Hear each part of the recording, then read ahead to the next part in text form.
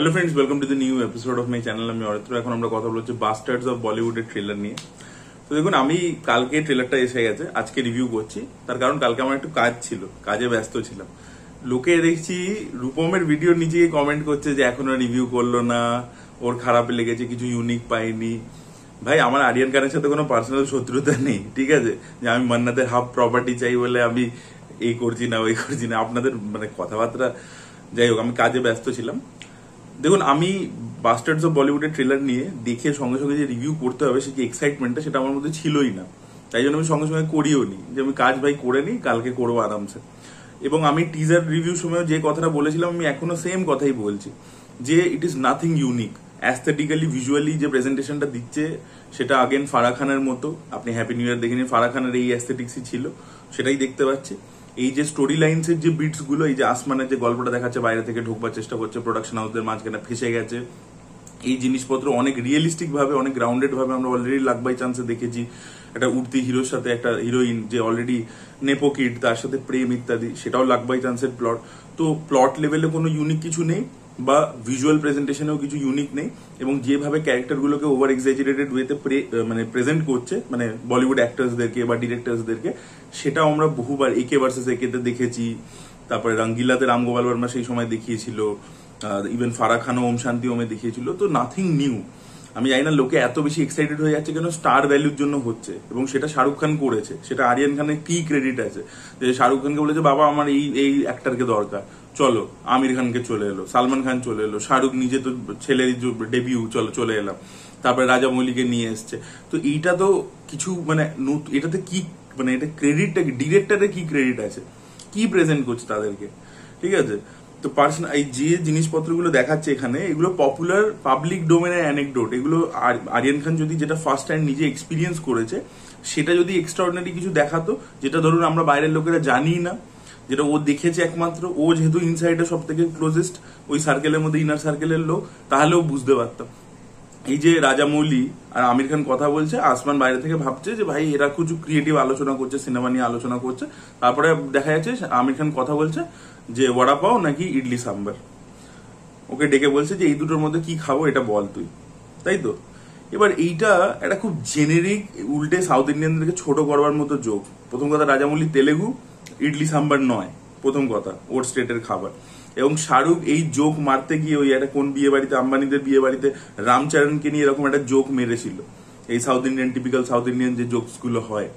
তো সেই জিনিস করেছিল, তখন বিশাল একটা কন্ট্রোভার্সি সোশ্যাল মিডিয়াতে দেখতে পাওয়া গেছিল। তো শোর মধ্যেও আমরা সেটাই দেখতে পাচ্ছি। এটা কোনো প্রোগ্রেসিভ কমেডি নয় বা দারুণ কিছু কমেডি নয়। আমি অ্যাটলিস্ট আমার কাছে লাগেনি। সালমান খানের প্রেজেন্টেশন টিজারে খুবই খারাপ ছিল, এখানেও তো নেই সালমান, ছেড়ে দিন। রাজামৌলি আমিরের সিনটা যাই না, সিরিজের মধ্যে অন্য কিছু থাকতে পারে। আর শাহরুখের সিনটাতেও লোকে এত কি খুশি হচ্ছে, ওটা শাহরুখ ওয়াংখাটেতে সেই তখনকার দিনে মারামারি করেছিল, ওই ইমেজটা লোকের মাথায় আছে। তো সেটাকেই একটা কাইন্ড অফ সেটাকেই প্লে করছে। নাথিং। এটা কি অ্যাকচুয়াল শাহরুখ খান, যে কি লোকটা, ওই যে শাহরুখ খান বলে বারবার যে I work for the myth Shahrukh Khan, সেই অ্যাসপেক্টটাকে এক্সপ্লোর করতে পারবে কি? সেটা যদি করতো আমি বুঝে যেতাম যে হ্যাঁ ভাই চলো। ছেলে বাবাকে এমন ভাবে দেখিয়েছে যেভাবে পৃথিবী জানেই না, যে এই শাহরুখ খান লোকটা অ্যাকচুয়ালি আমরা যেভাবে চিনি সেভাবে লোকটাই নয়। সেটা যদি দেখাতে পারতো আমি বুঝে যেতাম। তো কোন ট্রোপটায় আপনারা এমন এক্সট্রাঅর্ডিনারি নতুন দেখে নিলেন, যেটা আপনি আগে এই ধরনের মেটা সিনেমাতে দেখেননি বলিউড রিলেটেড? আমি জানি না। মানে দর্শক এমন পাগলামি করছে। হ্যাঁ, ওই যে বললাম স্টার ভ্যালুর জন্য করছে। কিন্তু আপনাদেরকে আমি এটাও লিখে দিচ্ছি, যত লোকে নাচানাচি করছে এগুলো শাহরুখেরই ফ্যান্স। কিন্তু আমিও শাহরুখের ফ্যান। কিন্তু ফ্যান মানে না এরকম নয় যে আমি ব্লাইন্ডলি সব জিনিসকে ভালো বলে দেবো, ভালো ভালো ভালো, তারপরে অন্য হিরো সবই খারাপ খারাপ খারাপ, ঠিক আছে? কারণ শাহরুখের কিছু ফ্যান্সদের আমি দেখেছি অন্য হিরোদের ডাউনফলের সময় উল্টো পাল্টাও বলতেও দেখেছি, আমি সেটাও দেখেছি, সেটাও ভুল, ঠিক আছে? আমি ডাঙ্কির প্রথম টিজার এসেছিল, আমি তখন দেখে বলেছিলাম যে এটা কমেডি ওয়ার্ক করছে না। আপনারা গিয়ে চেক আউট করে দেখেন, আমি তো পুরোনো ভিডিও 2023-এর, এখন তো চেঞ্জ করতে পারবো না। তখন লোকে আমাকে অনেক উল্টো পাল্টা কথা কমেন্টে লিখেছে। আলটিমেটলি ডাঙ্কির কি রেজাল্ট হয়েছে আপনারা দেখেন। মানে রাজকুমার হিরানির বেস্ট ফিল্মস এর মধ্যে আসে ডাঙ্কি? আসে না। শাহরুখ রাজকুমার হিরানি কম্বিনেশন হচ্ছে, যে বক্স অফিস লোকে এক্সপেক্ট করেছিল সেটা হয়নি। তো সত্যি কথাটা বলার প্রয়োজন আছে, ঠিক আছে? Bastards of Bollywood is providing nothing new. Aryan খানে এখন অব্দি মানে টিজার ট্রেলার লেভেল অব্দি কিচ্ছু নতুন অ্যাজ আ ডিরেক্টর অ্যাড করতে পারছে না, যেটা মানে আমি দেখে মনে হবে যে হ্যাঁ ভাই একটা ডিরেক্টর এসছে, যেটা ফারহান আখতারকে দেখে মনে হয়েছিল দিলচাঁদ। আমি এটা 3 ইয়ারই কথাতে ওই সেম কথা বলেছিলাম, এখনো I will stick to my guns. আর শাহরুখ খান এই যে নিজের ছেলেকে লঞ্চ করবার জন্য এই যে এত স্টারদের এনে দিয়েছে, মানে ছেলের ডিরেক্টর হিসেবে ডেবিউ করছে, সব স্টারসদেরকে এনে দিয়েছে। মেয়ের ক্ষেত্রেও তাই করছে, যে একটা সিনেমার মধ্যে ওভার স্টাফিং করে দিচ্ছে, এত এত অ্যাক্টার্সদেরকে নিয়ে নিয়েছে ভালো ভালো।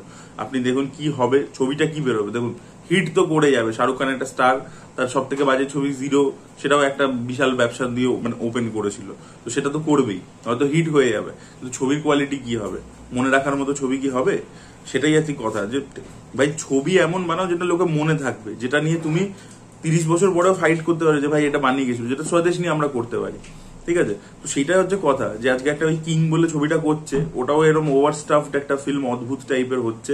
আমি কাস্টিং নিয়ে, ওটারও আননেসেসারি কাস্টিং নিয়ে কথা বলেছিলাম। আর এটারও যে গিমিকটা খেলছে, যে প্রচুর প্রচুর অ্যাক্টার্সদেরকে নিয়ে নিয়েছি, ঠিক আছে, তাদেরকে দেখিয়ে দেখিয়ে যে গিমিকটা ক্রিয়েট করছে, নাথিং নিউ। আর এই যদি শো এর মধ্যে আমি আপনাদেরকে এটাও বলে দিচ্ছি, এই রাঘব জুয়েল যে ওর বন্ধু, ওর সাথে ওর বন্ডিং, এবং যত এ বড় হচ্ছে তত রাঘব জুয়েলের সাথে একটা ডিস্টেন্স তৈরি হচ্ছে, এই জিনিসটা যদি না দেখাতে পারে, এটাও দেখবেন লাক বাই চান্সেরই একটা সাবপ্লট ছিল, যে ওর একটা বন্ধু থাকে, যে অ্যাকচুয়ালি ও দিল্লি থেকে ওর বন্ধু। এবং দেখবেন ওই ছবিটাতে লাক বাই চান্সে শাহরুখের একটা ডায়লগ আছে, ও ফারহান আখতারকে বোঝায় যে তুমি যত বড় হবে তোমার কাছের বন্ধুরা দূরে সরে যাবে, সো ওদেরকে কাছে রাখবার চেষ্টা করবে। এটা নিয়ে একটা খুব সুন্দর আছে ওর বন্ধুর সাথেও সম্পর্ক ইত্যাদি। এখানে তো মা বাবাকেও রেখেছে, ওর বাবার যে চরিত্রটা করছে ওটা খুব ভালো অ্যাক্টর উনি। ওই একটা আমরিশ ভার্মা বলে যে ছেলেটা, যে টিভিএফ এ কাজ করে, ও একটা শো করেছিল না টিভিএফ এ, খুব ভালো হয়েছিল, ওটাতেও ভিলেন হয়েছিল, সোপ্রানোসের মতো অনেকটা দেখতে। ওই ভদ্রলোক আর কি এর বাবা হয়েছে, লক্ষ্যের। ওই অ্যাক্টরটা যদি ভালো পারফর্ম করে, ও যে ওর ডায়লগটা অ্যাকচুয়ালি আমার গোটা ট্রেলারের মধ্যে ভালো লেগেছে, যে তোমাকে লোকে ফেলবার চেষ্টা করবে, এবার তুমি উপরে তাকিয়ে মনে করো যে তুমি কে, তুমি আসমান, মানে ওটা বোঝাবার চেষ্টা করছে। বা মোনা সিং এর সাথে ওর সম্পর্ক, এইগুলো যদি ওয়ার্ক না করে সিরিজের মধ্যে, আর যদি খালি গিমিকটা হয় হচ্ছে এই ববি দেওলকে নিয়েছি কি, একে নিয়েছি কি, ওকে নিয়েছি, দিস ওয়ন্ট ওয়ার্ক।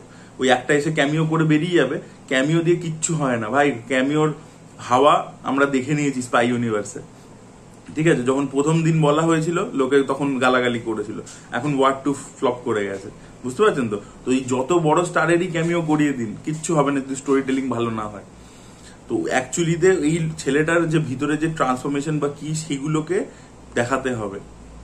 বা ও এই যে অ্যাডজাস্ট করতে পারছে না পলিটিক্সটার সাথে বাইরের ছেলে হয়ে, যেটা সুশান্তের সাথে হয়েছিল, সেই অ্যাঙ্গেলটা যদি আসে।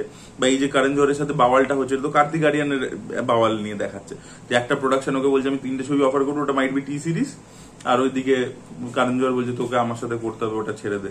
তো এটা কার্তিক আরিয়ানের সাথে হয়েছে, তো সেই জিনিসটাকেই ওরা দেখাচ্ছে।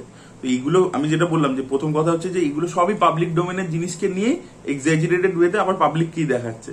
এগুলো পাবলিক ডোমেনে অলরেডি আছে। তো আমার কথা হচ্ছে যে হোয়াট আরিয়ান ইজ অ্যাডিং, সেটা সিরিজ দেখলে বুঝতে পারবো। তো তাই জন্য আমি আগে থেকে এক্সপেকটেশন মানে হাই স্কাই হাই মানে করতে চাই না। আর আপনারা যদি এরকম প্যারেডি টাইপের শো দেখতে চান, যে হলিউড স্টুডিও কিভাবে ওয়ার্ক করে সেটা নিয়ে খিল্লি দেখতে চান, তাহলে স্টুডিও বলে সিরিজটা দেখুন, ওখানে বুঝতে পারবেন কিভাবে জিনিসপত্রগুলোকে মক করা হয়েছে, খিল্লি করা হয়েছে, এবং ইউনিক একটা টেক আছে। আপনি দেখে মার্টিন স্কোরসেজিকে অভিনয় করিয়েছে, ওটা গিয়ে দেখুন, তাহলে আপনারা বুঝে যাবেন যে এই জনরাটার মধ্যে ম্যাক্সিমাম টু ম্যাক্সিমাম কি করা যেতে পারে, তাহলে আপনাদের আইডিয়া হবে। শুনুন, আপনি সিনেমা বেশি দেখেন না, তাই আপনার একটা সার্টেন টেস্ট হয়েছে, কিন্তু আপনি সেই টেস্টটা অন্য লোক, সেটা আমি ভুল বলছি না, সেটা আপনার টেস্ট, কিন্তু সেটা আপনি অন্য লোকের উপর চাপিয়ে দিতে পারেন না। আমার টেস্ট অনুযায়ী আমি বলছি আমার ভালো লাগছে না, সেটা আমি শেয়ার করছি। আর আপনি এসে আপনারটা বলুন যে আমার ভালো লেগেছে। আমাকে পার্সোনালি টার্গেট করে কিছু লাভ নেই। আরিয়ান স্টিভেন স্পিলবার্গ আপনার চোখে হতে পারে, ঠিক আছে, আমার চোখে নয়। এটাই বলার ছিল, আগে কাজটা দেখি তারপরে বলতে পারবো। সো এটাই বলা ছিল। That was it. Thank you so much, by.